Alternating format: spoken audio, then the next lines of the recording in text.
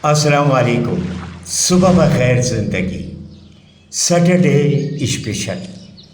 آج سیٹرڈے ہے۔ سیٹرڈے ہم خواتین کے لیے پروگرام لے کر حاضر ہوتے ہیں۔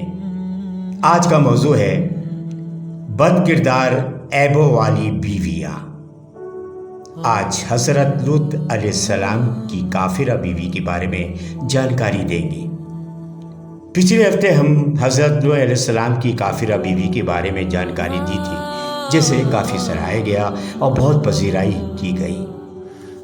آج بھی ہم ایسی جانکاری دے رہے ہیں تاکہ آپ کے علم میں زیادہ سے زیادہ یہ چیزیں آ سکیں۔ آج ہم حضرت لوط علیہ السلام کی بیوی کے بارے میں بتا رہے ہیں، جو کافرہ تھی، بڑی باتوں میں کافروں کو مدد دیتی تھی، اور کبھی اس نے حضرت لوط علیہ السلام کی باتوں پہ عمل نہیں کیا، نہ ساتھ دیا۔ پیغمبر کی بیوی ہونے سے اس کا کچھ فائدہ نہ ہوا، کیونکہ یہ خود دین کی راہ پر نہ تھی۔ حضرت لوط علیہ السلام کی قوم بد کردار اور بد فعلی تھی۔ بد کردار بد فعلیوں میں بہت زیادہ مصروف تھی۔ لوگ حضرت لوط علیہ السلام کو نقصان پہنچانے، ان کی اچھی باتوں پر عمل پیرا نہیں ہوتے تھے۔ یہ بد کردار اور برے لوگ جو لڑکیاں عورتوں کی بجائے خوبصورت لڑکوں سے اپنی تسکین کا سامان حاصل کرتے تھے۔ حضرت لوط علیہ السلام کی بیوی بھی بستی کے ان بد کردار لوگوں کی ہم خیال تھی۔ وہ چاہتی تھی کہ اس کا شوہر بھی ویسے ہی انداز زندگی اختیار کرے اور ان کی گناہوں میں ڈوبی ہوئی زندگی اختیار کر لے، مگر اس کا شوہر حضرت لوط علیہ السلام ایسا نہ کر سکے۔ وہ نیک اور پاک باز شخص تھے، جو ہر وقت بستی کے لوگوں کو ایسے برے اور شرمناک کاموں سے روکا کرتے تھے۔ اسی وجہ سے بستی کے بڑے بڑے سردار جو ہے ان سے منہ موڑ لیا کرتے تھے۔ مختصر یہ کہ حضرت لوط علیہ السلام نے 4 اپنے خوش شکل مہمان جو بہت خوبصورت تھے اپنے گھر ٹھہرا رکھا تھا، مگر اس خیال سے اور خاموشی سے بستی میں کسی کو خبر نہ ہو، ورنہ وہ انہیں نہیں چھوڑیں گے۔ مہمانوں کو کسی کو خبر نہ دی، مگر حضرت لوط علیہ السلام کی بد کردار بیوی نے بستی والوں کو اور سرداروں کو سارا بھانڈا پھوڑ دیا، اور کسی نہ کسی طرح انہیں یہ اطلاع کر دی کہ اس گھر پر 4 اچھی شکل کے کم سن لڑکے مہمان بنے ہوئے ہیں۔ بستی والے تو پہلے ہی تلاش میں رہتے ہیں۔ انہیں یہ بات معلوم ہوئی تو حضرت لوط علیہ السلام کے گھر پہنچ گئے۔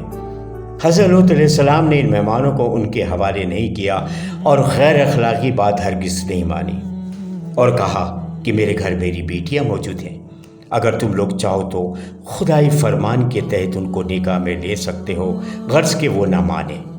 حضرت لوط علیہ السلام کی بد کردار بیوی نے اپنے شوہر کی مخالفت کرتے ہوئے اسے مشورہ دیا کہ وہ خوبصورت کمسن مہمانوں کو بستی کے لوگوں کے حوالے کر دے، ورنہ اس کے حق میں بہت برا ہوگا۔ حضرت لوط علیہ السلام نے بد کردار بیوی کی بات کو رد کر دیا۔ پھر حضرت لوط علیہ السلام نے اپنے کمسن خوبرو مہمانوں سے کہا، دیکھو بھائی، مجھ میں اتنی زیادہ قوت نہیں کہ میں بستی کے ان برے لوگوں کا مقابلہ کر سکوں۔ میں بہت پریشان ہوں، اب تم ہی بتاؤ مجھے کیا کرنا چاہیے۔ ان 4 خوبرو کمسن مہمانوں نے سوچا کہ اب وقت آ گیا ہے کہ ہم اپنے بارے میں سب کچھ بتا دیں، کہ اللہ تعالیٰ کی طرف سے بھیجے ہوئے فرشتے ہیں۔ آپ نے خدا کو پکارا۔ یہ بات فرشتوں نے بتائی ہے کہ آپ نے خدا کو پکارا اور اپنی بد کردار قوم کے لیے اللہ تعالیٰ سے عذاب مانگا۔ اب آپ کے لیے خوشخبری ہے کہ اللہ تعالیٰ نے آپ کی دعا کو قبول فرما لیا۔ ہمیں آپ کے پاس بھیجا ہے تاکہ ہم آپ کو اور آپ پر ایمان لانے والوں کو اس بستی سے نکال کر لے جائیں اور باقی نافرمانوں پر عذاب نازل کریں۔ آپ اہل و عیال کو یہاں سے نکال کر لے جائیں، مگر جاتے ہوئے تم میں سے کوئی شخص بھی مڑ کر پیچھے نہیں دیکھے گا، مگر تمہاری بیوی تمہارے ساتھ نہیں جائے گی، کیونکہ وہ تمہاری بد کردار قوم میں سے ہے، اور اس کا انجام بھی قوم کے باقی افراد جیسا عبرتناک ہوگا۔ ادھر حضرت جبریل علیہ السلام نے حضرت لوط علیہ السلام ان کے باقی اہل خانہ کو حضرت ابراہیم علیہ السلام کے گھر پہنچا دیا۔ اس کے بعد حضرت لوط علیہ السلام کی نافرمان قوم پر جو عذاب نازل ہوا، قرآن مجید میں اس کا ذکر آیا ہے۔ پھر ہمارا حکم عذاب آ پہنچا تو ہم نے اس بستی کے اوپر کے حصے کو الٹ کر نیچے کا حصہ کر دیا۔